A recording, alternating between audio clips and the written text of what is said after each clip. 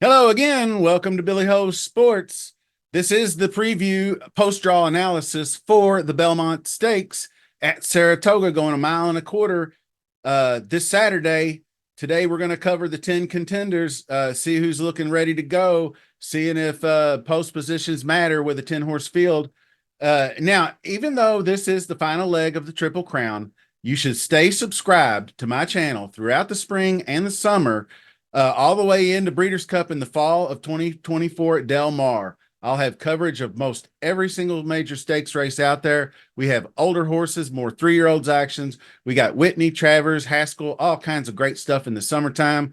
We're in it for the long haul. So if you have not subscribed, please do so. Notification bells will keep you up to date on all the new content.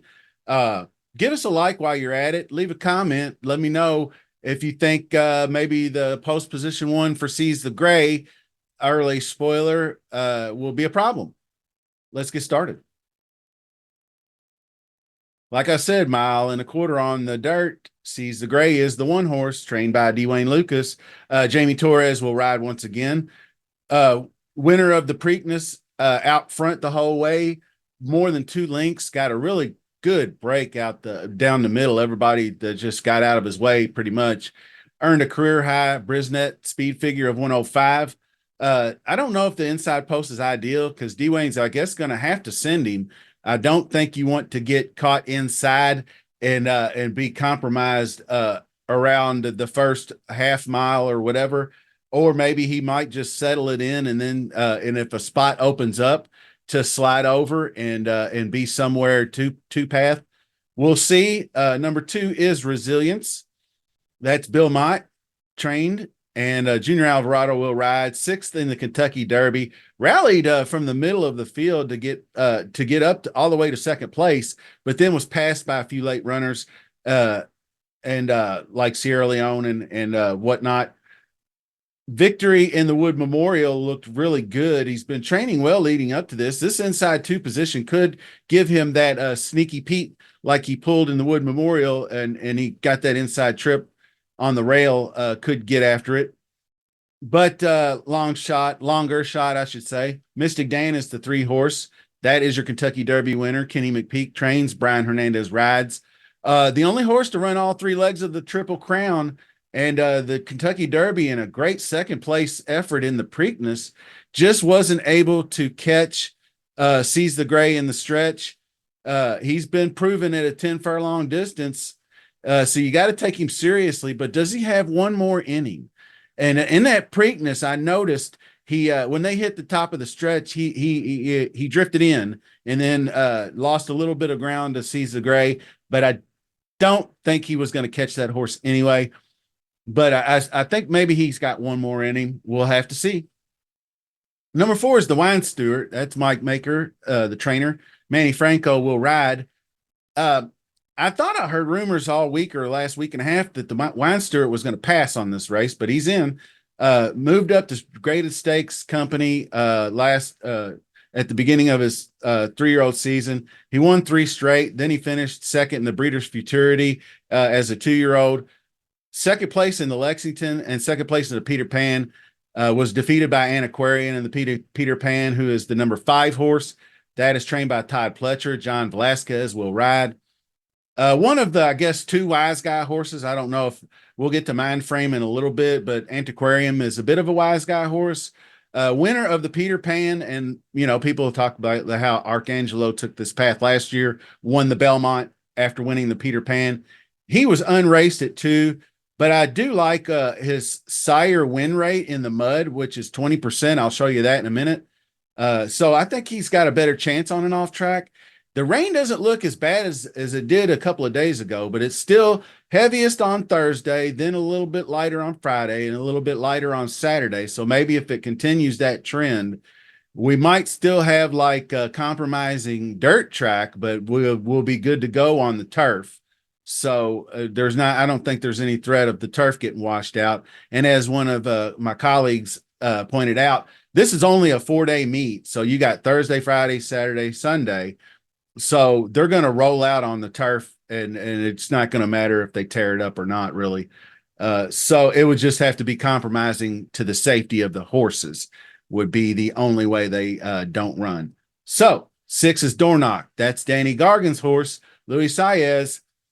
Uh, you remember the winner of the Fountain of Youth, kind of mundane effort in his first, but then his 2 most recent races, he hasn't been able to get to the lead. The Bluegrass was documented that there was a different strategy of stalking employed and didn't work.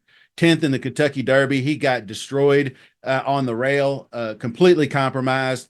I almost tossed that race. But is the horse from the Bluegrass who didn't get there? It's really weird. If this horse, I don't know if he's going to be that horse that beat Sierra Leone back in the Remsen. It's possible. He's got a good post position. He can break out fast. He's got to be going out to the lead this time around. That's the way it's going to be. So I might be looking a little closer at Dornoch. Number 7 is Protective. Todd Pletcher, Tyler Gaffleone will ride. Here's Tyler's mount. He gets probably the weakest horse in the field. 3rd in the Wood Memorial, most recently 3rd in the Peter Pan as well. But he was beaten by 3 horses that are running in this race. And he's yet to win a race. He's still a maiden. So good luck with that. Number 8 is Honor Marie. That's trained by Whit Beckman. And Flojo's going to ride Florence Duro. No more Ben Curtis. Rallied from last to take the Kentucky Jockey Club back last fall, which was a very impressive effort. 3-year-old was 5th in the Risen Star, not great. But the 2nd place in the Louisiana Derby really opened my eyes to him because he ran right next to Sierra Leone, just got out kicked late, and everybody loves Sierra Leone in this race. I had a terrible trip in the Derby. Got banged around a lot, but he did actually rally up to 8th place. So he showed some heart. Both jock and trainer are excited for his chances here. I am too. He comes out of Churchill Downs, and I watched the interview with Whit Beckman, and I like the guy. He looks like just an old school dude to me. So number 9 is going to be Sierra Leone, and that's going to be trained by Chad Brown, Flavian Pratt. Beaten twice by a nose, or otherwise he'd be undefeated in a 5-race career. Victories in the Risen Star and the Bluegrass. Narrow loss in the Derby. We all know that got Tyler Gaffleone fired. He didn't do what he was supposed to do, this, that, and the other. But much of the reason was he just drifts in to the inside. Trainer Chad Brown has tried to change equipment in his workouts. He explained that he doesn't do it in the morning work. It's only in the heat of the battle down the stretch. So what can you do to prevent him from doing that? So, I mean, I don't know if all the blame goes to T-Gaff because he still almost got up. He did everything he could to try to prevent the horse from drifting in. He just doesn't. So I don't know if that happens again. It's going to be an issue. There could be, we'll have to see what happens. I don't want to speculate on what's going to happen, but that brings us to number 10, Mindframe. Todd Pletcher is the trainer. I read Ortiz. Touts are very high on this lightly raced colt. 2 for 2 in his career, but yet to face serious grade 1 competition. But you got to figure if Pletcher is this confident in the horse to put him here, he has to be at least considered. So let's take a look at the past performances, and we'll just to kind of give us our early leans before we get out of here. Okay, and I still think it's a tough draw. You can see this is just prime power and class ratings. It's not like these horses aren't top of the line 3-year-olds. But Seize the Gray, I still think the 1 post is going to be a tough draw for him. I think he'd be much better in the middle, 3, 4, 5, like he has been recently in his last 2 wins. So he's going to have to probably poor win position anyway in post position. So that's kind of a strike against. He's rated 4th in prime power. So I don't know if you're going to believe in him or not. It was a muddy track that day at Preakness that did get very fast fractions in it anyway, despite the mud. I don't know if we're going to get those kind of fractions this time around, but we'll see. Number 2, Resilience, definitely didn't fare well. You can see he was up to 2nd place and then dropped back I think the Wood was his best effort. I don't see him being competitive, as competitive in this one. It's ranked number 3, so I don't know. I might have to do some more research on him to see what I'm missing here. But we'll get to number 3. This is Mystic Dan, and what's to say? I mean, it was powerful third place finish behind Muth, and that was kind of the trend where he just started trending upward after his little break off of the win in the Southwest. So he goes third, win second. This will be fourth in the cycle and third in a very short amount of time. So it is really tough. I mean, if you want to take a stand and say he doesn't have another one in him and toss him, I respect that, but I don't know yet. I'm not going to be on that board myself. Number 4, the Wine Steward. The second place finishes. I feel like he's just a tick below this group. The Peter Pan and the Lexington is grade 3 company. He did run a pretty good second back in the fall. This is I highlighted the Saratoga starts, so he does have a win in the funny side last year at Saratoga. That was going 6 furlongs. So not really feeling like he'll be ultra competitive, but you never know with Bob Baffert. Mike Maker, I like him as a trainer. Ty Pletcher's Antiquarian. You can see his Louisiana Derby, if we all remember, he broke through the gate and then ran that pitiful 6th. But did bounce back after that, proved himself worthy in the Peter Pan coming off the layoff. But that was grade 3 company, and he beat the Wine Steward, bumped at the start. I don't know. He's ranked 9th. Some people might like him. He does look like he's going to be a good price. Johnny V hasn't had a good he hasn't really been winning a lot of races lately. So we'll see. This is Dornock, 6th rated. Obviously, the 77, I'm tossing that. He still ran 94s in these 2 races previous, Bluegrass and Fountain of Youth. So he might have a big one in him, a big bounce back effort coming for Danny Gargan. It would be sweet redemption for the full brother to Mage. So it's almost kind of the opposite. He kind of faded before Mage did, definitely. But he's going to be going out. That's for sure. They have to send him. He has to be out there like he did in the Remsen and the Fountain of Youth, or he's done. So that's his MO. Protective is a toss for me. I'm not going to get into it too much. Honor Marie. This is a horse who, spoiler alert, might be an early lean.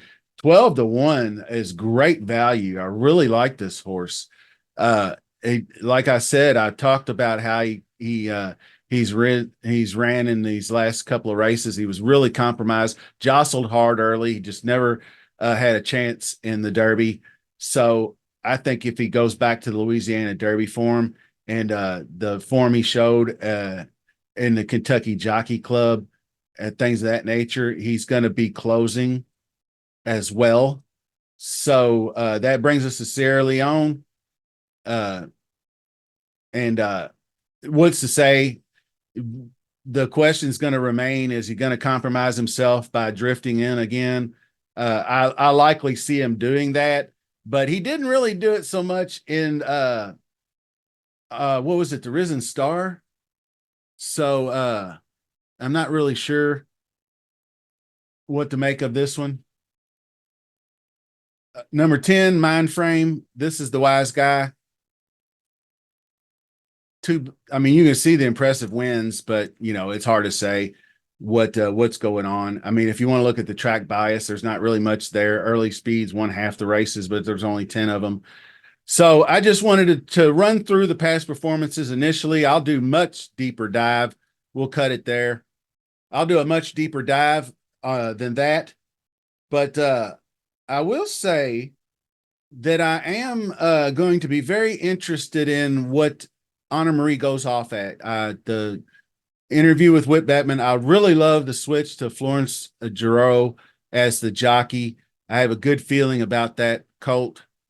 Sierra Leone's definitely going to be there. Seize the Gray might be out front, but is he going to outlast those two? Tough to say. So I'll be back with more finalized selections later on in the week. Keep an eye out for more content. We got lots of stakes races to cover. Check out the Met Mile that just dropped. The Acorns out. So all kinds of other races going on. Just a game's out. So we got more turf races and other races to cover. So until then, thanks for watching and see you soon.